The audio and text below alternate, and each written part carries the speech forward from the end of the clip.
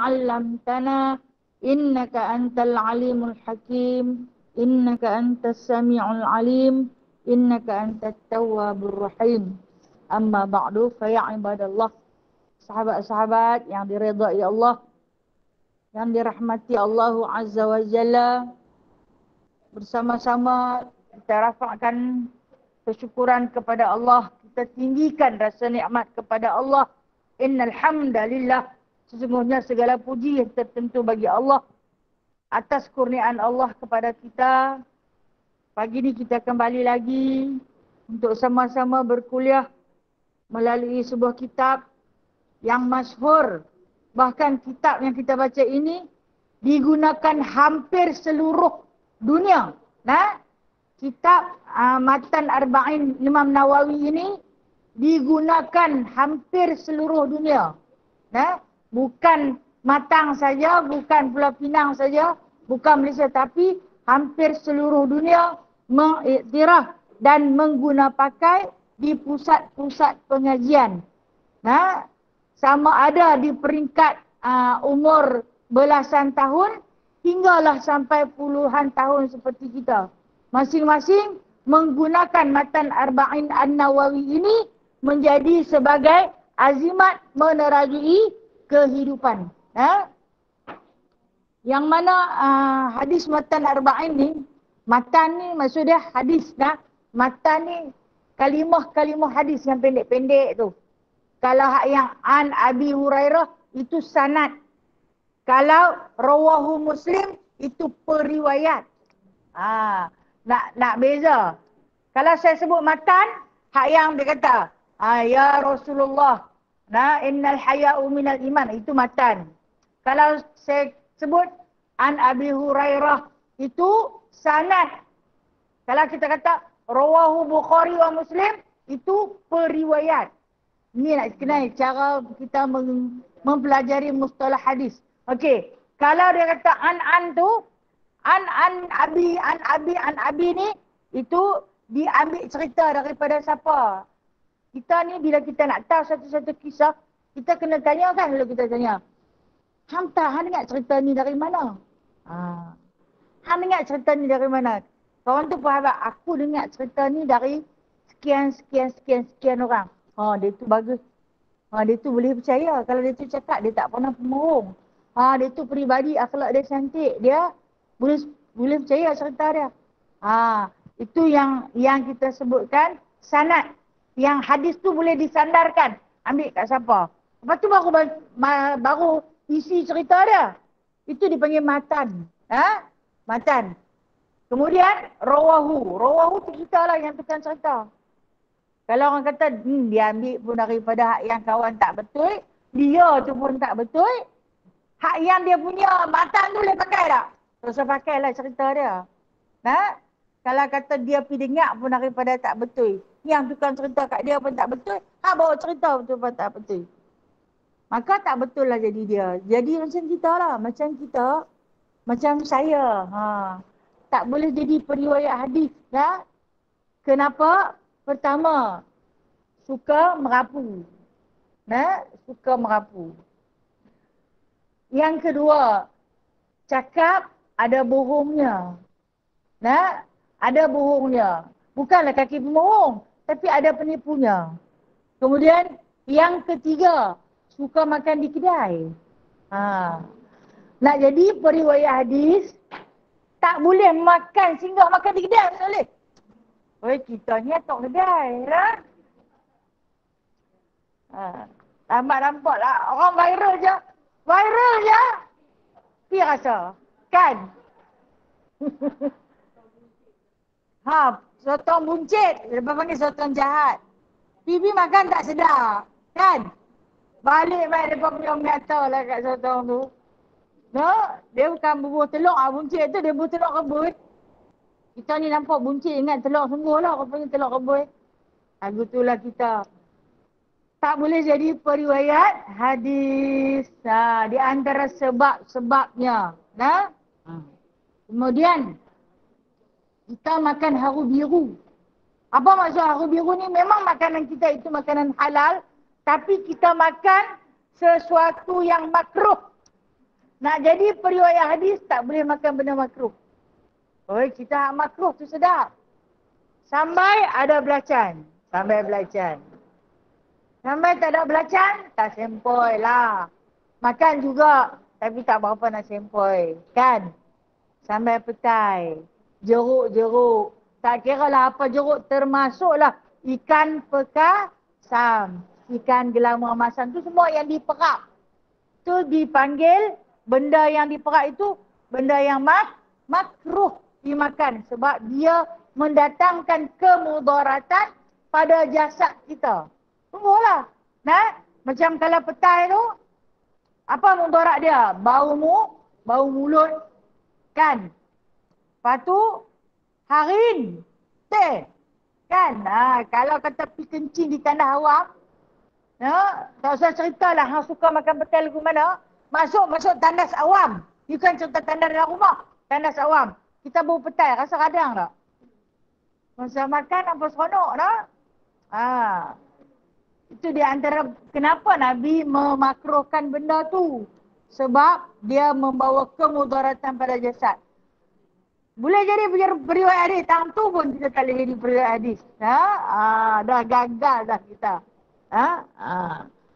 Jadi itu sedikit penerangan tentang hadis. Kalau an tu saya kata sanad. Kalau perkataan dia ni matan. Kalau rawahu periwayat. Tukang cerita balik mensahihkan cerita tersebut. Okey. Kita kalau tengok dalam hadis ni, kita boleh baca je. Kita tak boleh nak letak diri kita tang mana pun. Kita bukan tang mana-mana. Mungkinlah kalau kata di tepi kaki, kita tak layak di tepi kaki pun. Baik, kita baca dulu hadis ni lah. Hadis yang ke-21 kita baca sama-sama bagi meraihkan matan arba'in yang dibawa datang susah payah oleh para sahabat. Baik. Bismillahirrahmanirrahim. An Abi Amrin. Wa qila Abi Amrah. Sufyan bin Abdullah radhiyallahu anhu. Qala qultu ya Rasulullah qul li fil islami qawlan la as'alu anhu ahadan ghairaka. Qala qul amantu billah thumma istaqim. Rawahu Muslim. Sadaqallahu wa rasuluh. Benarlah apa yang Allah Ta'ala kata dan Rasulnya kata. Okay, kita tengok maksud hadis nak. Hadis daripada Abi Amru dan dikatakan pula daripada Abi Amrah, iaitu Sufyan bin Abdullah radhiyallahu anhu. Ia berkata, saya telah berkata, ya Rasulullah, katakanlah kepada saya mengenai Islam dengan perkataan yang tidak akan saya bertanya mengenainya kepada siapapun selain daripada Tuhan. Sabdanya, engkau katakanlah, saya telah beriman dengan Allah. Kemudian, hendaklah engkau berkekalan taat. Diriwayatkan oleh Muslim. Hadis ni dibawa datang daripada Abi Amru. Ataupun dikatakan pula dia dipanggil juga dengan nama Abi Amrah, iaitu Sufyan bin Abdullah radhiyallahu anhu. Tak banyak kisah tentang sahabat Nabi ni. Abi Amru ataupun dipanggil juga Abi Amrah. Amru dengan Amrah ni, apa beza dia? Amru adalah nama anak lelaki dia. Amrah nama anak perempuan dia. Amru dan Amrah dua-dua ada. Kadang-kadang orang panggil dia nama Abi Amru, anak lelaki dia.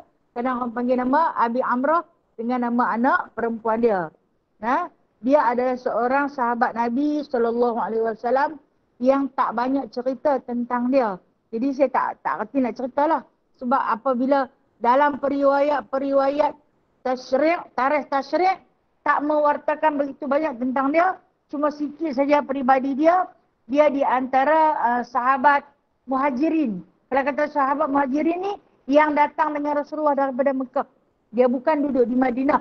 Dia berpindah ikut Rasulullah ke Madinah. Jadi kerana kepribadian sahabat ini yang tinggi dan dipercayai, maka Rasulullah menjadikan dia sebagai sahabat yang benar pada kata-katanya. Bila bercakap, benar. Dia tak pernah menipu. Dia melawak-melawak pun tak pernah. Kemudian Abi Amrin ataupun Abi Amrah ini, selepas wafatnya Saidina Abu Bakar, naiknya Saidina Umar Al-Khattab menjadi Perdana Menteri, lantas Saidina Umar Al-Khattab melantik dia jadi gubernur. Gubernur ni gubernur lah, wali kota. Kan? Kalau di Malaysia dia panggil wali kota. Kita panggil gubernur kan? Kita nak panggil apa lagi? Ada panggilan lain lah. Lebih kurang macam ketua menteri lah, lebih kurang lah. Di negeri Taif, dia menjadi ketua menteri di negeri Taif untuk tempoh beberapa lama, sampailah Taif itu digemilangkan dengan Islam. Dia menjalankan syariat Islam di bumi Taif. Selesai Taif itu diislamkan secara 100%, dia tinggalkan amanah dia kepada Abdullah bin Umar. Kemudian disambung terus oleh Abdullah bin Abbas. Dia balik mai ke bumi Madinah. Sahabat-sahabat dulu semua akan bertebaran seperti mana kekatu yang keluar pada hari hujan. Tak mereka keluar ke mana? Mereka bawa risalah Islam yang Rasulullah ajak mereka. Sebab mereka berpegang pada satu hadis yang Rasulullah kata, balighu anni walau ayat. Sampaikanlah daripada aku walaupun satu ayat. Apa yang Rasulullah ajak, mereka sampaikan.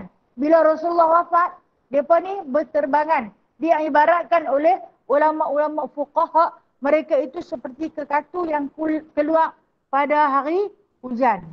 Dulu kita senang tengok, lah ni payah nak tengok kekatu keluar. Kan dia keluar daripada pongsu-pongsu kan. Nanti berlambak-lambak dia keluar. Sebab apa? Sarang dia basah. Nanti keluar. Kalau tanya budak-budak lah ni, dia tak tahu. Dia nak tengok dah mana. Kan? Dia boleh tengok dekat lampu tu pun kalau hari hujan. Tak macam dulu. Kita dulu-dulu tu, nanti tengok berkepul-kepul. Kita kan tak pakai lampu, kita pakai pelita. Dia seolah-olah macam pergi bunuh diri tu.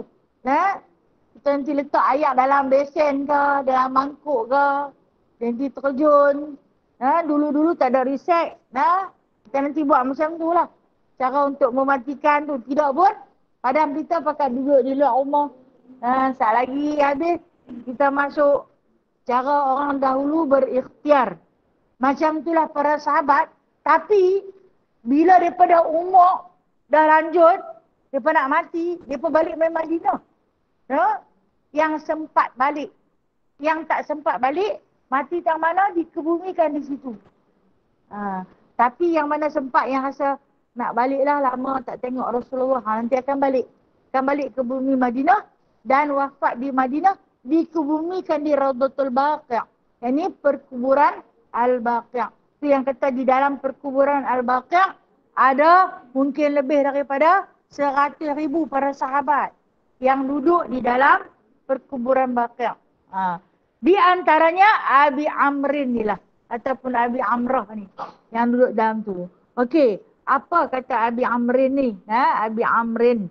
Sufyan bin Abdullah ni. Dia kata, aku kata terus dekat Rasulullah.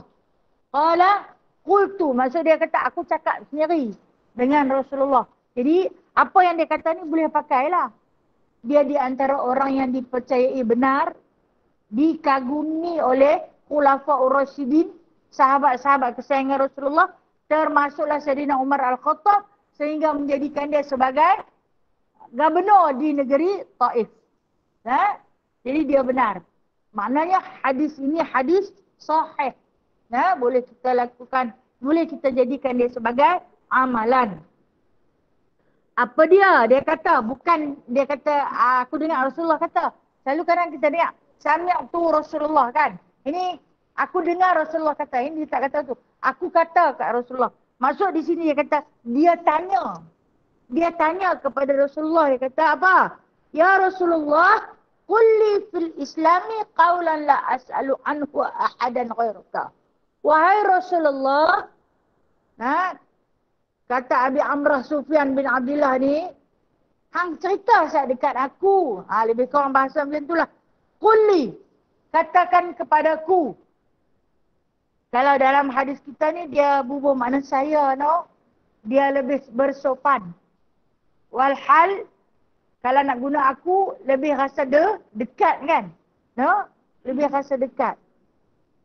Dia kata kepada Rasulullah, ya Rasulullah, hang cerita saat dekat aku berkenaan ataupun mengenai Islam, yang mana kalau hang cerita kat aku tak tanya dah orang lain. Aku faham sungguh-sungguh dah kalau hang cerita dekat aku. Nah, berkenaan dengan apa? Berkenaan dengan Islam. Okey. Tentang Islam ni Rasulullah cerita dah pada hadis yang terdahulu kita baca kan. Seorang laki-laki masuk mai duduk, bertemu lutut dengan Rasulullah, meletakkan tangan di atas dua paha Rasulullah, tanya Rasulullah tentang Islam. Rasulullah jawab apa?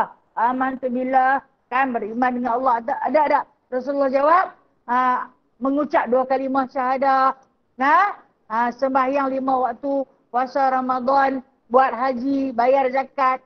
Itu Rasulullah jawab. Dan Rasulullah ni, lain orang, lain jawapan. Dia sembang dengan orang ni tanya, dia bagi jawapan lain. Dia sembang dengan orang ni tanya, dia bagi jawapan lain. Okey, kalau kita tengok hadis iman dan amal ni, bila mana dia tanya kepada Rasulullah, apa Rasulullah jawab? Qul amantu billah, sikit je Rasulullah jawab. Katakan olehmu, hendaklah kamu beriman dengan Allah. Amantu billah. Engkau katakanlah saya beriman dengan Allah. Kemudian hendaklah engkau fastaqim, kita panggil istiqamah. Apa maksud istiqamah ini? Berkekalan taat. Yang ni yang paling susah nak buat. Baik. Apabila kita mengaku bahawasanya kita ini beriman dengan Allah, segala-gala perbuatan kita, perkataan kita dan juga pengakuan kita, semua kerana Allah.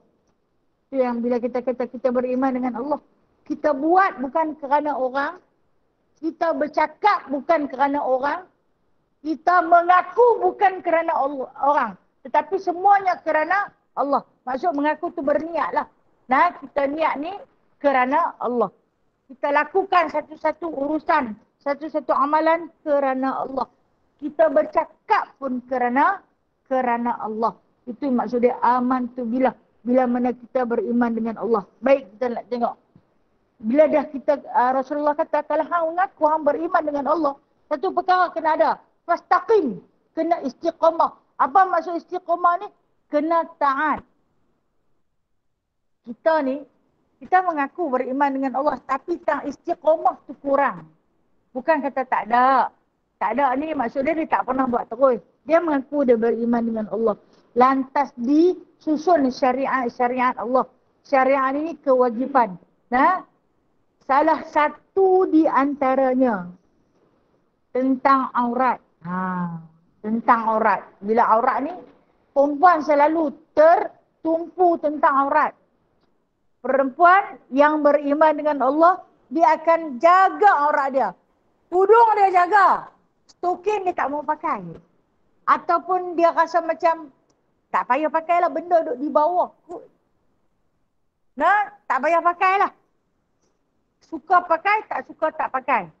Okey, itu makna dia beriman dengan Allah tapi dia tak istiqamah.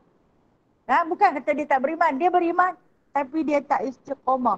Okey, kemudian dia pakai tudung yang jenis buat rambut di depan tu. Kan, ada kan yang pakai remote. Kata orang kampung macam kita, dia buat kelak remote. Buat kan, sampai tinggi-tinggi dia tu tudung. Bercakap tentang agama, tentang Islam. Okey. Tudung pun hanya selang-selang saja. Tak berapa kisah. Jikalau ia tidak menutupi syarat. tak labuh daripada dada, tak tutup dada dia pun. Dia tak berapa kisah. Janji aku bersembahyang. Janji iman di dalam. Siapa yang boleh menilai? Itu aku dengan Tuhanku. Memang dia beriman dengan Allah tetapi dia tak fastaqim. Apa maksud? Dia tidak taat. Rasulullah nak suruh kita beriman dan taat. Kemudian, kita tengok pula kita. Mungkin lagi dari segi aurat kita jaga. Tetapi dari segi ketaatannya agak kurang. Okey. Ketaatan ni benda yang kita lazim buat. Duha. Hari dan buat. Tak dan tak buat. Itu tak istiqomah. Puasa Isnin Khamis. Rajin buat. Tak rajin sunat kot tak buat. Itu tak istiqomah. Tapi beriman dengan Allah. Ha? Kemudian, okey, puasa sunat ni banyak kan? Selain daripada Isnin Khamis, kita ada puasa hari putih. Kan? 13, 14 dan 15 setiap bulan-bulan hijrah. Itu dipanggil sebagai hari putih. Rajin, deret terus ni. Deret hari tu jatuh pula. Hari putih tu hari Selasa. Dia puasa hari Isnin, Selasa, Rabu, Khamis sambung terus. Jumaat nak ambil syafaat pula pasal apa nak pegu dengan Khamis tu. Tu kira bulan tu bulan rajin. Sedah tu je. Nah, sedah tu je. Lepas tu tak buat dah. Dia beriman tetapi dia tidak taat. Maksud taat ni dia berkekalan. Kita jangan pulun banyak-banyak amalan tapi sedah buat. Biar sedikit tetapi istiqamah. No? Biar sikit tapi istiqamah. Jangan pulun semua dalam satu masa. Kita tak boleh buat semua. Dalam satu hari, kita tak boleh nak pulun ke semua kerja tu. Esok lusa kita tak buat dah. Semalam kita bangkit pukul 3 pagi. Bangkit kita buat sembahyang sunat tasbih. Tasbih kan apabila kita nak cantum 2 rakaat satu salam, 2 rakaat satu salam. Menjadikan dia 4 rakaat. Bila 4 rakaat di dalam tu ada 300 tasbih. Subhanallah walhamdulillah wala ilaha illallah wallahu akbar. Banyak tu. Malah esok dia tak buat dah. Lusa tak buat. Bila? Tahun depan pula kot. Kau tak buat dah, sedah tu je. Dia beriman tetapi dia tidak taat pada urusan amalan. Nah, cuma Rasulullah pesan kepada Abi Amrah ni, Islam ni dia beriman dan dia taat. Maksud dia Rasulullah paling sayang, paling kasih. Orang yang ambil sikit tapi buatnya lebih. Nah, sikit-sikit tapi sentiasa buat. Walaupun dia mangkit, dia buat tahajud hanya 2 rakaat, dia tutup dengan witir 3. Banyak tu je sembahyang. Dia ahli tahajud. Nah, dia tetap disebut oleh malaikat, kan kita ada kiraman katibin, Raqib dan Atid di kiri kanan kita. Kita tetap ditulis sebagai ahli tahajud. Walaupun hanya buat tahajud 2 rakaat, diikuti dengan witir 3. Ataupun mungkin witir dia buat semalam lepas isyak, dia mungkin dia tak buat dah. Dia buat tahajud je 2 rakaat. Lepas tu dia zikir lah, dia baca Quran ke dia buat apa. Kita tetap ditulis sebagai ahli tahajud. Walaupun hanya 2 rakaat sahaja. Namun berkekalan. Yang ni kalau buat banyak-banyak pun sedah tu sahaja. Dia tidak istiqamah. Beriman tetapi tak istiqamah. Okey, kita tengok. Zaman yang belum diturunkan syariat amalan macam yang kita dapat. Kita hari ni Alhamdulillah. Walau tak ada Rasulullah dekat kita. Walau kita tak pernah pandang wajah dia. Tak pernah dengar kalam dia. Kita ada hadis yang kita duk baca ini. Itulah kalam Rasulullah. Nah, kita sedang membaca surat cinta daripada Rasulullah yang ditinggalkan untuk kita. Yang mana pernah satu malam ketika mana giliran Rasulullah tidur di rumah Sayyidatina Aisyah. Sayyidatina Aisyah ni terjaga sepertiga malam. Tahu sepertiga malam Rasulullah pukul berapa? Pukul 1 pagi. Kita sepertiga malam pukul 5. Rasulullah pukul 1 pagi. Tahu? Dia tidur awal. Rasulullah tidur awal. Dia lepas Isya dia tidur terus. Kita lepas Isya baru permulaan muqaddimah. Nak pergi cari apa, nak makan, nak tengah hari tadi kata habis. Kita keluar pergi taman mana. Dia bila dia tidur awal, jadi pukul 1 tu sepertiga malam dia. Kata Aisyah, aku terjaga pada waktu tengah malam. Aku dapati Rasulullah tak ada kat tempat tidur. Tak ada di tempat tidur. Di mana ada? Aisyah ni cari. Dia ada dalam masjid. Kan rumah Aisyah dengan masjid itu dekat sangat. Yang hari ni dijadikan rodah tu. Makam Rasulullah tu bilik Aisyah lah. Jadi dia kata aku cari tengok Rasulullah ada dalam masjid. Aisyah ni, dia isteri yang manja. Dia ikut Rasulullah. Walaupun dia tak sembahyang, dia ikut. Sebab apa? Malam ni dah giliran dia. Tapi Rasulullah tetap tak tidur dengan dia sampai pagi. Mangkit pukul 1, pergi duduk dalam masjid. Dia ikut Rasulullah. Sebab dia nak duduk dekat dengan Rasulullah. Dia duduk dan dia tidur di sisi Rasulullah. Kalau Rasulullah sembahyang di sini, dia tidur di tepi tu. Macam kita ada anak-anak kecil lah. Kan? Dia celik-celik mata. Kita tak ada, dia pun mangkit. Mamu-mamu, dia main tidur tepi sejadah. Itulah sifat Aisyah yang sangat disenangi oleh Rasulullah SAW. Rasulullah tak gerak dia mangkit tahajud dah.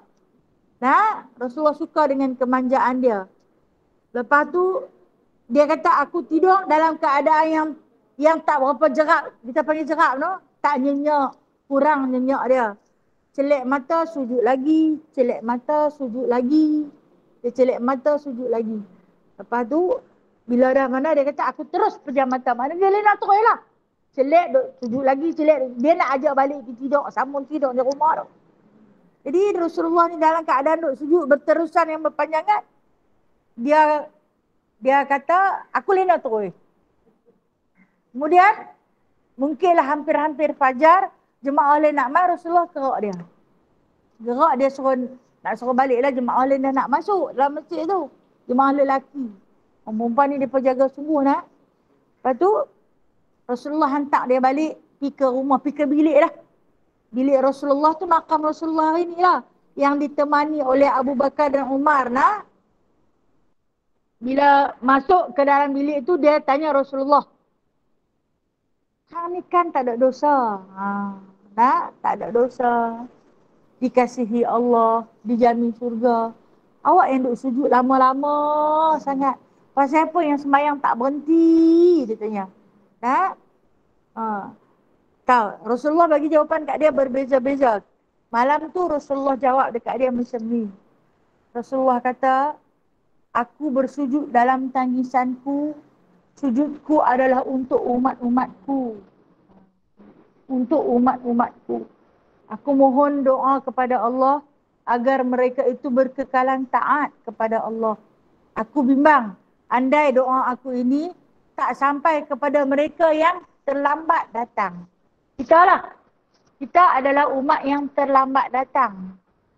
Bukan kita saja-saja lambat.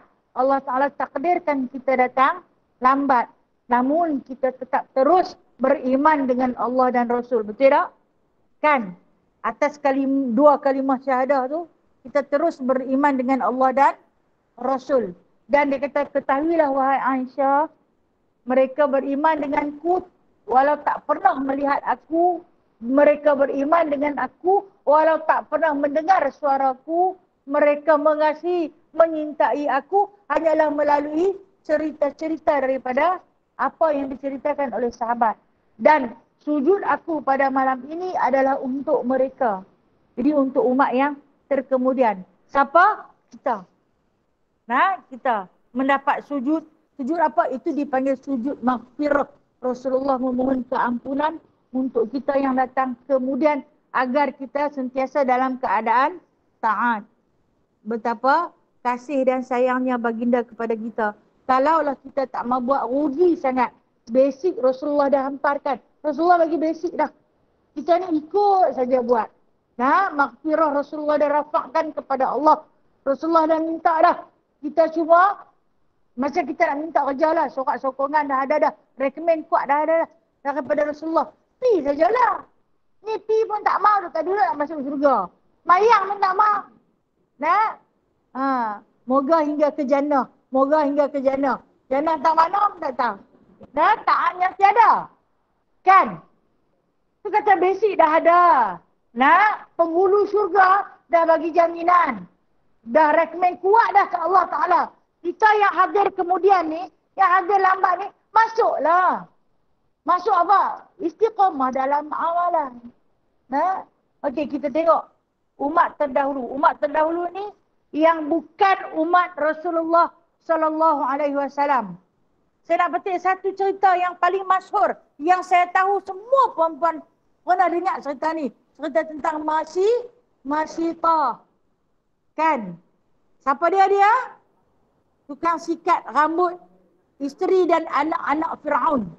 Nah, nama dia bukan Masyitah tau, nama dia lain. Nah, cuma digelar Masyitah.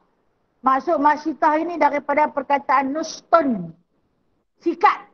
Masyitah ini isim fa'il daripada nustun, tukang sikat rambut. Dapat dekat kita orang Melayu, aku bubuh nama terus. Kita bubuh nama terus. Masyitah. Maksud dia, tukang sikat rambut. Sekali anak kita penyegat sikat rambut. Nama saja Masyitah. Tak apa nak, tak apa bubuh. Mengambil syafaat nama perempuan yang fastaqim. Nak cerita tentang ketaatan dia. Apabila dia mengucap amantu billah, dia mengucap melalui siapa? Bukan Rasulullah. Sebab dia bukan umat Rasulullah. Masyitah bukan umat Rasulullah. Tetapi dia kaum Nabi Allah. Kata dengar ni. Kaum Nabi Allah apa? Musa. Kalau zaman Fir'aun, Musa lah. Nah, dia adalah kaum Nabi Allah, Fir'aun. Sebab apa main Nabi Musa tak disebut umat, disebut kaum? Sebab dia tak ramai macam Nabi Allah Muhammad SAW. Nabi Allah Muhammad SAW paling ramai. Bila ramai disebut umat. Nah, bila tak ramai disebut kaum. Jadi dia bila dia bai'ah ni dia mengaku bahawasanya Allah itu adalah Tuhan yang Esa, yang tunggal, yang wajib ditaati, tidak boleh disekutukan. Masa ni dia pun tak ada syariat apa. Nah, tidak mempunyai syariat macam kita hari ni yang ada 5 waktu solat ni. Mereka punya akidah saja yang nak betulkan. Wajib kepada setiap umat manusia ketika itu menunggalkan Allah. Jangan sembah selain daripada Allah. Walaupun Fir'aun yang melampau mengaku diri dia Tuhan, siapa tak sembah, dia hukum bunuh, dia siksa, dizalimi dan sebagainya, kena lawan. Mereka waktu tu berjuang menegakkan akidah. Kita hari ni berjuang berperang dengan nafsu. Mereka dulu berperang dengan akidah, menegakkan akidah. Jadi itu yang berlaku kepada Masyitah. Bila dia melafazkan amantu billah, aku beriman dengan Allah, maka dia nak fastaqim. Dia nak istiqamah. Nah, sehinggakan waktu dia sikat rambut anak Fir'aun tu, terjatuh sikat tu di bawah, dia terus kata, Bismillah ta'as Fir'aun. Dengan nama Allah, binasalah Fir'aun. Jatuh. Latah dia. Latah Masyitah. Nak kira dengan latah kita. Latah Masyitah. Lepas tu bila anak Fir'aun ni dengar, hang kata apa tu? Kalam apa yang dia kata? Kalau kita takut, kita tak fastaqim, no? Kita takut, saja terkata. Dia dijawab terus. Aku kata Bismillah dengan nama Allah. Anak Fir'aun tanya, Allah tu siapa? Rabbi wa Rabbuk. Tuhanku dan Tuhanmu. Dia jawab. Nak orang yang dah berpegang akidah dia dah kukuh, dia berpegang dengan ketaatan, Tuhan aku, Tuhan aku. Adakah Tuhan selain bapa aku? Tanya anak Fir'aun. Ada? Allah. Dia kata. Sama tak cerita ni aku nak bagi tahu kat ayah aku. Kalau kita tangkap lah budak tu, janganlah abang ni tak lagi makcik bagi yang ni kan. Tanganlah tu cerita. Mampulah kalau dia tahu makcik kena buang kerja nak makan apalah ahli keluarga kami. Kita nanti fikir macam-macam tu. Kalau kena buang kerja aku nak kerja apa, aku nak makan apa, matilah kebuluran kami. Walhal dia bukan akan dibuang kerja, bahkan dia dibunuh. Tapi dia terus fastaqim. Kita tengok dalam tindakan masyitah. Waktu ni ringkas cerita, waktu nak direbus dalam kawah. Kawah tu punya besar lah. Di dalam riwayat menceritakan, dihimpun kayu api tu, dengan begitu banyak, dicari hampir sebahagian daripada kota. Dinyalakan kayu. Marak menjala, diletakkan kawah yang sebesar-besarnya. Besar kolam lah kita kata. Nak tahu orang bukan nak rebus ikan temenung. Nak rebus ikan temenung. Nak tahu orang. Orang dulu besar-besar. Kita bayangkan. Bukan periuk telinga lagu tu. Dah. Besar. Kawah besar. Bila dah mendidih ayam tu, suruh terjun. Di antara yang awal-awal sekali dia suruh terjun, suami Masyitah. Kita bayangkan keadaan wanita yang mengaku amantu billah fastaqim ni, aku beriman dengan Allah, kemudian nak berkekalan taat ni macam mana? Kita tengok salah satu benda kalau jatuh dalam air, benda hidup jatuh dalam air yang panas mendidih, dia merekod dia tak? Kemudian bila dah dia masak, dia akan timbul dalam air yang mendidih, nampak bergulung-gulung. Seorang isteri memerhati suami dia macam tu. Kita kalau tengok anak kita jatuh depan kita pun kita serbu pergi angkat. Tang mana luka, kita gabur-gabur, kita sapu. Kita tengok suami kita dengar orang kata aksiden, tapi dia tak ada apa, motor saya teruk. Hati dah susah.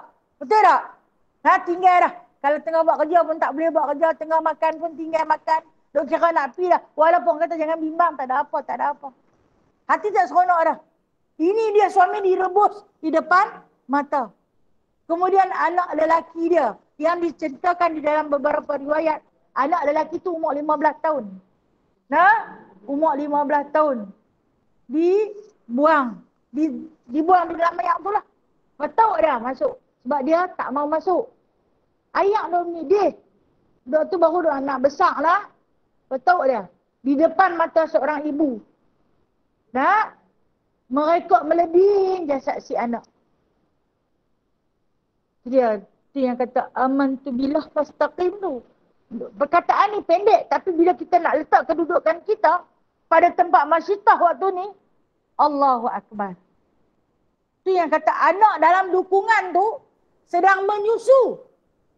Tengah isap susu dia. Apa Firaun kata? Buang anak tu dulu. Apa perasaan seorang ibu? Kita letak kedudukan kita pada tempat Masyitah. Allah. Kan? Nak rabut daripada susu. Mak ni dia saya lagi anak tu tak lena sampai tenggara mulut. Dia takkan cabut susu. Punya sayangnya dekat anak. Dia takkan cabut. Betul tak? Apatah lagi dia nak cabut. Dia nak tahu di dalam ayat yang mendidih. Ujian atas iman. Kita pernah dapat ujian macam ni? Tak pernah ujian kita sampai tahap tu. Tapi dia dah kena ujian sampai tahap tu, no? Bila mana dia cabut, kan budak-budak ni bila dia tengah duk isap, bila dia nak tarik, dia ikut tarik putin mak tu. Lepas tu dia penggap balik anak tu di susu dia. Bila dia nak tahu, Firaun ni, dia tak suruh terjun 2 sekali. Masyitah minta nak terjun 2 sekali. Jangan, dia kata, buang anak tu dulu. Jadi bila kali kedua dia nak cabut daripada puting tu, anak tu masih lagi sedap menyusu. Dia peluk balik anak tu. Ketika itu hati dia dah goyang. Naluri seorang ibu waktu ni dah berbelah bahagi. Si anak yang sedang menyusu ni dapat rasa hati mak dia ni dah pun berpecah. Dah berbelah bagi. Terus Allah Ta'ala hadirkan satu mukjizat kepada si anak untuk berkata-kata walaupun baru berusia 2 bulan. Wahai ibuku, taatilah perintah Allah. Berimanlah dengan Allah. Jangan kamu takut. La takhafi wa la tahzani. Jangan kamu takut, jangan kamu gentar. Kita di atas jalan yang benar. Ini yang bila anak tu bercakap, dia yakin balik dengan Allah. Selepas menghadapi ujian, nampak suami kena rebus, anak kena rebus, sampai anak dan dukungan ni pun nak kena rebus. Masa tu Allah Ta'ala datangkan bantuan. Ingat, kita ni selepas melalui beberapa fasa ujian, bantuan Allah tetap ada. No? Yakinlah, janji kena fastaqim, taat pada Allah. Dan ketika ni, dia dengar anak dia berkata-kata macam tu, dia lepas anak dia. Masa tu dia tak fikir dah nak cabut susu ke apa ke. Dia dengar dah anak dia kata macam tu, dia pun lepas anak dia.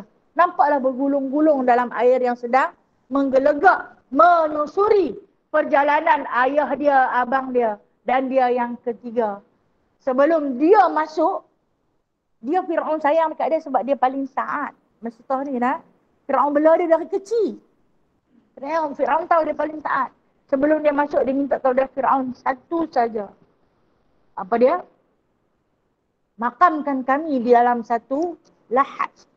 Makamkan kami dalam satu lahat. Maksud dia kebumikan dalam satu liang lahat. Kalau kata kami direbus pun dalam satu kawah, maka kebumikan kami di dalam satu lahat. Kata Fir'aun, oleh kerana kamu di antara dayang kesayangan aku buat. Tapi tak usah terjunlah Masitah, dia kata. Masitah masa tu tak dengar apa dah. Dia pun terjun. Apabila dia melafazkan, amantu, bila aku beriman dengan Allah, tak ada apa lagi yang boleh halang dia. Fastaqim. Tu yang nak cerita tentang ketaatan. Kita ni bukanlah dia suruh sampai terjun dalam air. Ni dia dah. Kan? Bangkitlah lakukan ketaatan kepada Allah. Yang mana kadang-kadang kita malah. Kita segan, kita bagi macam-macam alasan untuk kita tak mau buat. Walhal kita mengaku beriman dengan Allah dan Rasul. Sebab itu, makam Masitah 1000 tahun selepas wafatnya Masitah berbau harum semasa baginda SAW melalui perjalanan Isra' Mi'raj. Sehingga sampai di satu tempat, sampai dia terpaku, dia tercengang. Apabila dia bau satu bauan yang amat harum, tanya dia kepada Jibril, bau apa ni? Aku tak pernah hidup bau yang seharum ini. Jibril kata, itulah kubur Masitah dan ahli keluarganya. Jibril pun cerita pada Rasulullah. Rasulullah menangis. Ada umat yang terdahulu begitu hebat mempertahankan akidah dia. Beriman dengan Allah, biarpun direbus. Rebus depan mata. Kalau kita cerita tentang Sayyidatina Hajar, waktu nak disembelih anaknya, Sayyidina Ismail AS pun dia kata apa dekat suami dia? Aku bagi yang sembelih anak kita, tapi jangan di rumah. Pergilah kat tempat yang jauh. Sebab aku tak mau dengar dia menangis sekejap lagi. Menangis pun tak boleh dengar. Apatah lagi nak tahu dalam ayat mendidih. Yang kata bila mengaku beriman dengan Allah, maka hendaklah kita istiqamah. Kita ni boleh mengaku beriman. Nak taat tu payah. Taat ni, ta, alif, ain, ta. Ta marbutah. Ejaan dia pendek sangat. Eja ta, ta'at. Pendek sangat. Dia macam redha, macam sabar. Perkataan-perkataan yang pendek ni sebenarnya, ya Allah, susah kita nak laksanakan. Tetapi, apa yang Rasulullah maksud di sini, Aqul amantu billah fastaqim ni, maksud dia, hampa kena taat dekat Allah dengan ketaatan yang mutlak. Maksud dia, tak boleh berbelah bagi. Kita taat juga, kita taat pada suami. Betul tak? Tapi taat pada suami ada syarat. Selagi hang beriman dengan Allah, selagi hang tak suruh aku buat maksiat, aku boleh taat. Kalau dia tak bagi kita sembahyang, kalau dia tak bagi kita pakai tudung keluar rumah, kita tak boleh taat. Kan? Walaupun kita boleh taat dekat dia, tapi ada ketika kita tak payah taat. Tapi taat kepada Allah, taat yang mutlak. Tak ada syarat. Kita taat seorang anak, taat kepada kedua ibu bapa dia. Itu pun ada syarat. Selagi mak bapak kita tak suruh kita jadi penyamun, tak suruh kita jadi pembunuh, kita taat. Selagi ibu bapa kita tak suruh kita putuskan silaturahim, kita boleh taat. Tapi kalau dia perintah kita suruh pergi mencuri rumah orang tu, nak pergi bergaduh dengan kau ni, kita tak wajib taat. Itu yang kata ketaatan yang ada syarat. Ketaatan pada Allah yang dimaksudkan oleh baginda SAW dalam hadis ni, ketaatan secara mutlak. Nah, mutlak. Nah, bila mana diletakkan, kalau kamu mengaku beriman dengan Allah, hang kena betul-betul jaga atas segala sikap. Tak ada satu dua kata yang boleh juga. Tapi bila ada tapi dia nak buat main alasan. Alasan demi alasan. Aku mengaku beriman dengan Allah, tapi sampai tahap ni aku tak larat dah. Tak boleh. Nah. Okey. Sikit lagi. Saya nak bagi faham dia tentang amantu billah fastaqim ni. Cerita tentang seorang sahabat Nabi SAW, Ka'ab bin Malik. Pernah dengar kan? Periwayat hadis juga Ka'ab bin Malik ni. Ka'ab bin Malik ni diuji oleh Allah Subhanahu Wa Taala satu hari di dalam peperangan Tabuk. Dalam peperangan Tabuk, Rasulullah ni ajak dia orang Islam pergi berperang. Kalau tak silap saya, peperangan Tabuk berlaku pada bulan Sya'ban. Bulan yang kita duk lalui lah. Lepas Sya'ban, Ramadan kan? Bulan Sya'ban ini pada zaman tu adalah paling panas. Berlaku peperangan Tabuk. Rasulullah ni, tahu tak peperangan Tabuk ini adalah di antara tentera muslimin yang Rasulullah sekutukan Muhajirin dan Ansar, kemudian nak berperang dengan tentera Rom. Saya pernah cerita banyak kali dah. Cerita tentang peperangan Tabuk ni paling besar sekali. Sebab tentera Rom ada 200,000, sementara tentera muslimin Rasulullah dapat kumpul 30,000. 30,000 nak lawan dengan 200,000. Di antara yang pejuang-pejuang terhebat ni Ka'ab bin Malik. Tapi selepas daripada peperangan Khandaq yang kata cerita parik ni, berlaku peperangan Tabuk. Dalam peperangan Khandaq ni ramai daripada dapat harta ghanimah, harta rampasan perang. Pakat dapat. Ka'ab bin Malik ni dia sebenarnya dia tak ada baju. Dia tak ada baju, pakaian tak banyak. Bila dalam peperangan Khandaq, Rasulullah bagi dekat dia. Kita kata harta ghanimah ni gaji dia pula. Gaji tentera-tentera Islam. Rasulullah bagi dekat dia baju. Dia dapat 2 pasang. Cantik lah baju dia tu. Kalau kita 2 pasang, tak heran lah. Kita ada beratus pasang lagi kan. Dia dapat 2. Dia yang hanya ada 1 pasang baju ni, Rasulullah hadiah kat dia 2. Dia seronok dengan baju tu. Dia macam lagu ni lah. Nak pakai bulan puasa. Dan macam kita nak pakai sembahyang tarawih kan. Kita disunatkan berhias-hias pada bulan Ramadan. Seperti mana Allah perintahkan kepada syurga. Wahai syurga, hiaskanlah isi. Dalam kamu sesungguhnya Ramadan dah datang. Kita pun sudahlah berhias-hias. Carilah pakaian yang terbaik. Nak menghadap dengan Allah pada bulan-bulan Ramadan. Jadi Ka'ab bin Malik pun macam tu. Bila perintah perang hadir, dia rasa macam mana tau? Tak pergi ikut. Tak pergi ikut. Walhal dia ada bai'ah dah. Bersumpah setia akan menegakkan agama.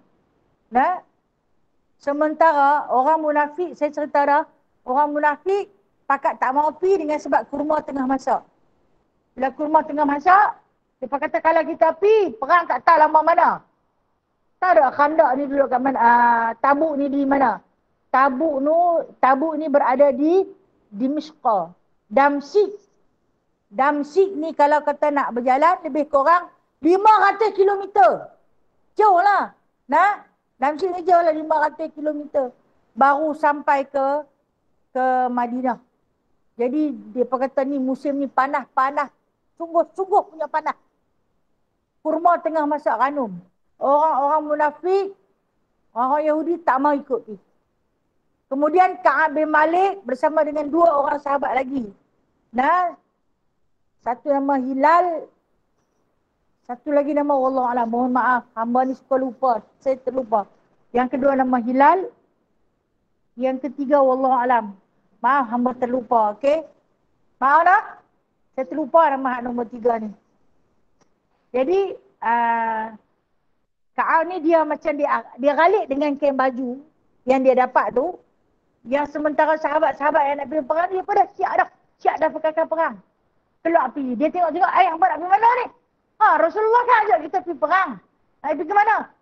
Ditabuk lah. Ditabuk ni jauh ni, 500 kilometer. Kalau kita hari ni lah kita kata. Tapi Kak dia kata jauh. Tak apa-apa hampa duduk. Aku akan menyusul di belakang. Bukan makna dia tak mahu pergi.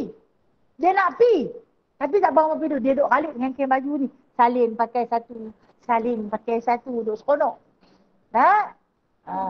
Contohlah kalau kita dapat baju baru ni. Menyalin pusing kok tu. Pusing kok ni.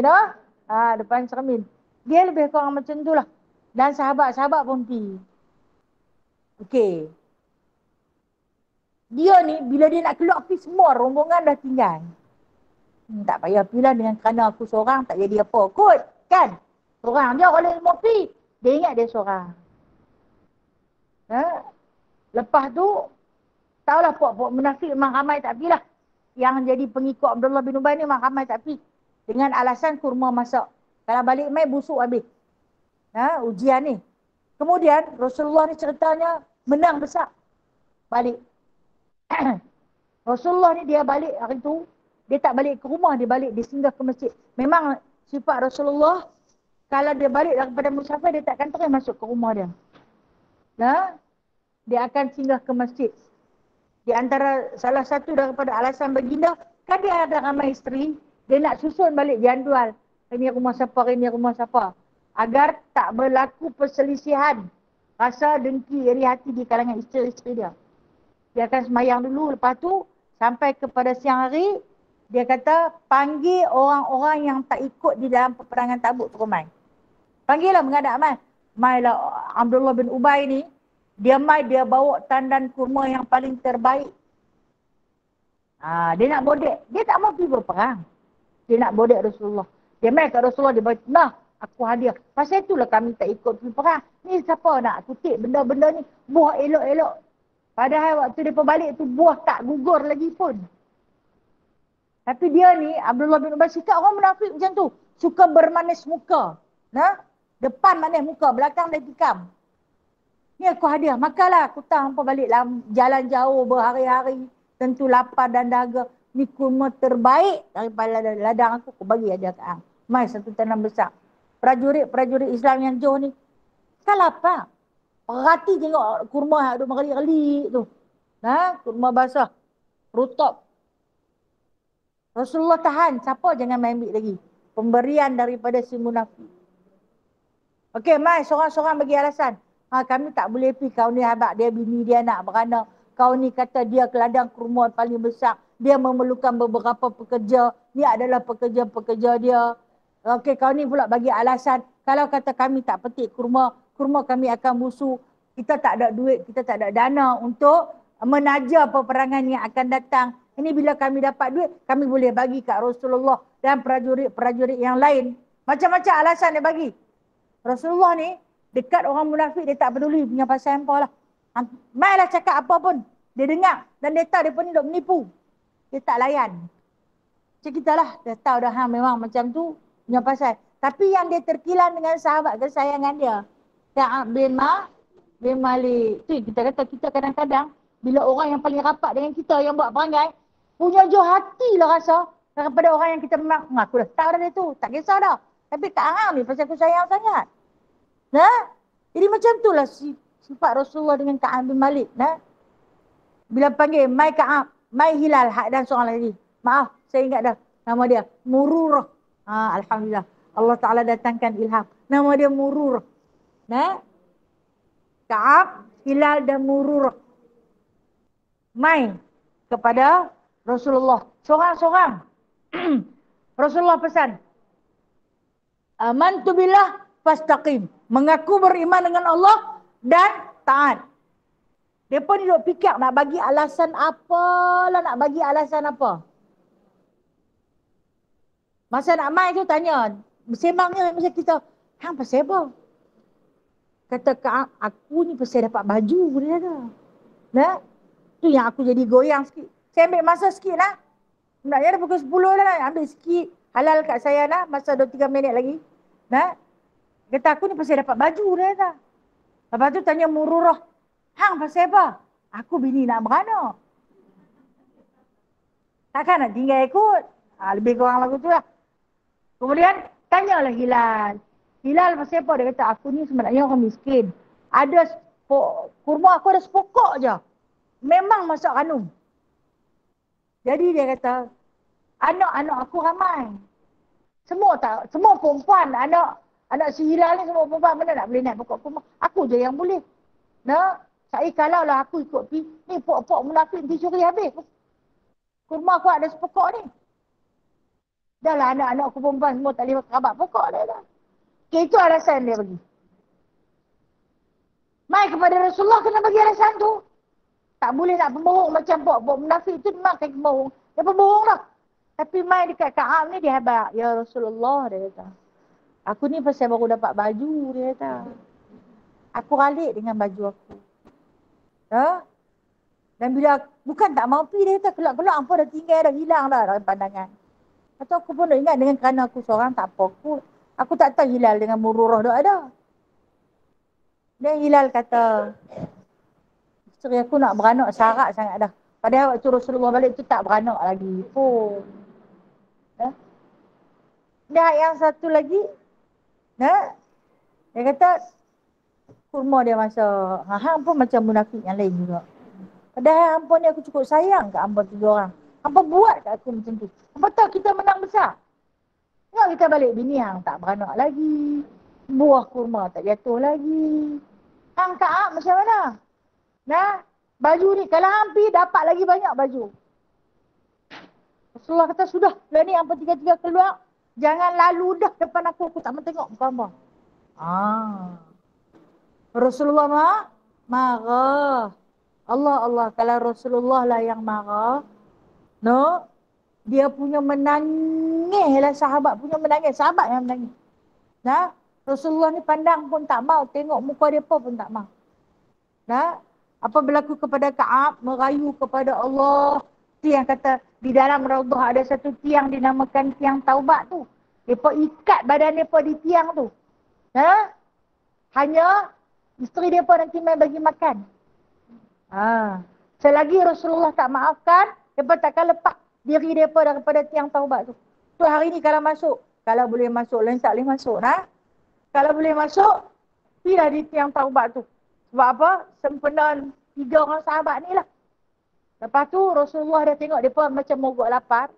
Rasulullah kata buka ikatan tu, biar kat mereka. Tapi mereka ulang kan Rasulullah kata hampa pergi jauh-jauh, tak tengok ada muka hampa. Mereka ulang baik juga. Fastaqim. Terus istiqamah. Kalau kita, dia dah tak suka kat kita, tak payah pergi masjid dah lah. Dalam orang duk suka pun tak pergi, tambah orang tak suka nak. Tak pergi terus. Pada muka hang. Dan muka aku pada muka hang. Tapi Ka'ab bin Malik dengan 2 sahabat ni punyalah ulang. Sampailah satu masa bila ulang pergi, duduk di sof belakang-belakang.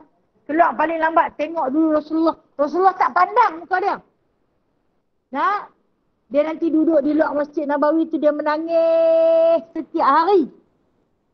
Tagih simpati Rasulullah. Rasulullah buat tak tahu saja dekat dia. Tu yang kata bila kita jauh hati dekat orang yang paling kita sayang ni lama rupanya. Padahal kata munafik lagi jahat daripada tu. Dia tak buat apa, siapa dia buat kat aku. Dan akhirnya, cerita ringkas, hari yang ke-50 kemarahan Rasulullah sallallahu alaihi wasallam. Allah Taala turun ayat mai, suruh maafkan dia. Allah kata, aku telah lama memaafkan Ka'ab bin Malik bersama dengan 2 orang sahabatnya. Wahai Muhammad kekasihku, maafkanlah dia. Lepas tu Rasulullah masa tu, Ka'ab bin Malik mai semayang tapi lambat. Kan dia duduk sof paling belakang. Dia tahu Rasulullah dah tak mau pandang dia, tapi mai juga ulang mai. Bila mana Rasulullah hari tu masuk cari mana Ka'ab? Mana Ka'ab? Ni sahabat tanya. Kan Rasulullah kan tak marah, semua orang tahu Rasulullah marah kat dia. Bila mana hari tu masuk tanya, Rasulullah kata aku diperintahkan oleh Allah dengan sebab Ka'ab ni wahyu turun. Suruh maafkan dia. Maafkan dia. Sahabat-sahabat ni yang mana seronok ni pakat keluar bercari. Dia sampai lambat. Lekas Ka'ab Rasulullah panggil. Rasulullah panggil aku pasal apa? Dah hari tu hari yang ke-50. Memanglah dengan sukacitanya menghadap dengan Rasulullah sallallahu alaihi wasallam, Rasulullah peluk dia dalam tangis silaturahim. Nah, mana boleh aku membenci dirimu ibarat sedaging denganku. Tetapi perasaan marah dengan sebab kamu tak istiqamah di dalam beriman dengan Allah. Tapi aku percaya kerana kata Allah, kamu istiqamah. Rupanya Ka'ab tu dia istiqamah. Pasal apa? Dia tak pembohong. Dia tak perang dengan kala baju kan. Dia tak abang dengan sebab-sebab lain. Dia abang pasal baju je. Pasal baju. Betul memang pasal baju. Bermakna, dan dia mengaku beriman dengan Allah. Dia kena istiqamah dalam jawapan dia. Dia tak boleh nak pembohong. Nak cipta alasan sendiri. Kalau kita malu yang kena baju tak pergi. Tapi dia istiqamah. Dia tak mau menjadi seorang yang penipu. Dan dia habaq. Pasal baju je aku tak pergi tu. Sedangkan istiqamah dia itu ketika saat dia menceritakan pada Rasulullah menimbulkan kemarahan baginda. Itu Ka'ab bin Malik radhiyallahu anhu. Begitu juga dengan dua sahabat yang lain, diampunkan dosa mereka. Itu yang dikatakan hadis ni pendek no. Beriman dengan Allah, istiqamahlah. Okey, mai balik dekat kita. Saya yakin 100% semua sahabat yang ada dalam dewan ni dan yang berada di dalam alam maya Google Meet ni, semua mengaku beriman dengan Allah kan? Kan? Kena istiqamah. Yang tu yang payah. Nah, maksud istiqamah ni jangan berbohong. Nah, jangan menculas. Jangan sesekali melakukan maksiat. Kita buat dah maksiat, buat. No? Di antaranya kita mengumpat. Kan? Kita tak istiqamah. Kita tak taat. Mengaku beriman dengan Allah. Dalam masa yang sama kita juga buat dosa. Itulah kita. Wallahu a'lam. Selesai sudah. Maaf nak saya ambil ni lebih masa 10 minit. Tak apa no. Halal nak. Jangan saman saya di akhirat nak. Saya ni pasal Tok Guru saya pesan. Jangan ambil masa orang. Dia pesan sangat kat saya. Biar orang ambil masa kita, kita jangan ambil masa orang. Sebab dia mungkin ada janji lain. No? Kami habis mengaji pukul 10. Pukul 10 saat lagi kumat. Tengok-tengok kerana orang baca bagi lama, dia terpaksa mungkir janji. Ya, dia kata berdosa. Lepas tu dia kata kalau ambil, minta halal. Itu yang saya pegang ayat. Wallahualam. Ada soalan nak tanya? Ni ambil ni. Ni Masyak bagi kat kawan kita seorang satu. Ni doa awal Ramadan. Beli lagi. Kalau ada beli, bagi balik.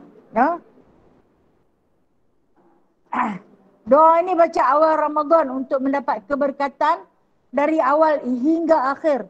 Rasulullah yang sendiri ajak doa ni. Rasulullah sendiri ajak. Makna dia, doa ini doa mutawatir. Apa maksud mutawatir? Dia datang daripada lidah Rasulullah sallallahu alaihi wasallam. Okey, ambil dulu doa ni. Sekali saya ajak baca. Pasal apa? Sekali lagi balik jenuh pieja pula. Apa tulisan perempuan ni?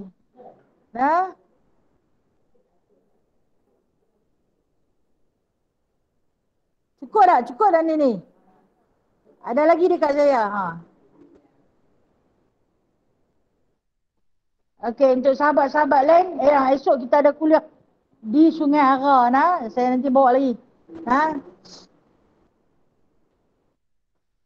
Cukup ni? Alhamdulillah. Lebih lagi. Kok ada siapa nak bawa balik bagi kat kawan yang tak mai hari ni? Sebab apa minggu depan kalau tak silap saya Selasa 2 Ramadan.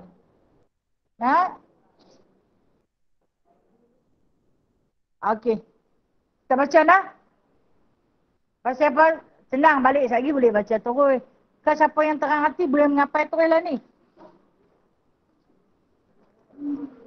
Ikut saya nak. Bismillahirrahmanirrahim. Allahumma inna ahillahu alaina bil yaumi wal imani wassalamati wal islami rabbi wa rabbukallah Allahumma inna ahillahu ahillahu alaina alaina bil yaumi bil wal yaumi imani wal imani was salamati wassalamati wal islami wal islam rabbi wa rabbi rabbukallah. wa rabbukallah. Okey, sekali lagi nak bagi lancar nak. Allahumma Allahumma inna inna ahillahu ahillahu alaina alaina bil yaumi bil wal yaumi imani wal imani was salamati wassalamati wal islami wal islami rabbi wa rabbi rabbukallah. wa rabbukallah. Okey, kita tengok maksud dia. Ya Allah, kami mohon hadirkanlah awal Ramadan kepada kami dengan penuh ketenteraman dan penuh kekuatan iman, sihat dan selamat sejahtera, wahai Tuhanku dan Tuhan sekalian makhluk. Nak baca waktu bila? Setiap kali lepas solat. Kita baca dalam doa kan, kita lepas sembahyang ada doa kita. Nah, jadi selitkan dengan doa ni. Nah, jadikan wirid setiap kali selepas solat fardu 5 waktu. Bacalah. Jangan berbuat dalam kitab, simpan. Simpan salah ni, balik lagi buka. Lekat di tepi lemari ke, tepi dinding ke. Sat lagi start, sat lagi Zuhur dah baca dah. Sementara nak minggu depan, boleh hafal dah. Kan? Sehari 5 kali punya ulang, insyaAllah. Nah? Pasal apa? Nak cari apa? Nak cari keberkatan, kekuatan rahmat dalam mengerjakan amalan sepanjang Ramadan. Wallahu a'lam. Dah dulu nak? Tak ada soalan nak tanya? Lambat lah kot no. Saya yang lambat. Saya dah high sikit no. Saya mohon ampun dan maaf insyaAllah. Bagi mana muslimat yang tak duduk dalam selimut, minggu depan kita ada kuliah bersemuka setiap hari Selasa di Dewan ni nak. Ya, bulan puasa ada. Mereka minta bulan puasa ada. Jadi kalau kita belajar bulan puasa sebenarnya pahala lagi banyak. Kan? Tahun-tahun lain saya yang malas. Saya tak kata perempuan malas. Saya yang malas. Sebab kan pagi kita tadarus. Kalau tadarus tu dia nak balik lah. Dia mengantuk lah. Dia tak larat lah. Kata mengaku beriman dengan Allah. Tapi tak istiqamah pun. Jadi insyaAllah setiap Selasa kita ada kuliah secara bersemuka. Bolehlah siapa-siapa nak tokok tambah pahala. Boleh hadir di Dewan ni. Wallahu'alam. Minta maaf A'udzubillahi minasyaitonirrajim. Bismillahirrahmanirrahim. Alhamdulillahirabbil alamin hamdan katsira hamdan yuwafi ni'amahu wa yukafi'u mazidah. Ya Rabbana lakal hamdu kama yanbaghi li jalali wajhikal karim wa 'azimi sultanik. Allahumma zidna ilman nafi'a wa rizqan halalan tayyiba wa 'amalan mutaqabbala wa taubatan nasuha wa tijaratan lan tabur. Ya musabbibal asbab, ya fatihal abwab, ya sami'al aswat, ya qadiyal hajat, ya mujibad da'awat, ij'alna minan najihin. Allahumma rzuqna qabla al-mauti taubatan wa 'indal mauti syahadatan wa ba'dal mauti jannatan wa na'ima ya arhamar rahimin. Wa sallallahu ala sayyidina Muhammadin walhamdulillahi rabbil alamin. Okey, insyaAllah kita Ramadan kalau tak silap saya minggu depan hari Ahad, no? Hari Ahad kan? Yeah. Okey, siapa-siapa yang nak makan kanji, saya buat kanji. Tapi seminggu 3 kali ya. Jumaat, Sabtu, Ahad. Bermakna Ahad minggu depan 1 Ramadan dah bermula, dah bermula. Bolehlah siapa-siapa. Siapa-siapa. Mana dia? Sama ada yang ada dalam dewan ni atau yang tak ada di sini. Sama ada yang ada dalam Google Meet atau yang tak ada dijemput. Kenduri ni sahabat-sahabat kita yang bagi. Bukan dek saya semua kawan-kawan kita pakai sedekah. Orang lain berlumba-lumba untuk bersedekah. Wallahu a'lam bishawab. Buat lagi insya-Allah. Sallu ala Nabi sallallahu alaihi wasallam. Sallallahu ala Muhammad. Sallallahu alaihi wasallam. Assalamualaikum.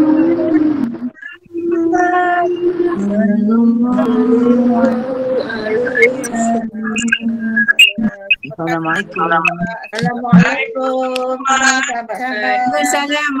semua sahabat-sahabat. Bye semua sahabat-sahabat. InsyaAllah esok jumpa lagi. InsyaAllah. InsyaAllah. Sahabat-sahabat semua. Assalamualaikum semua. Bye-bye. Assalamualaikum. Waalaikumsalam. Bye.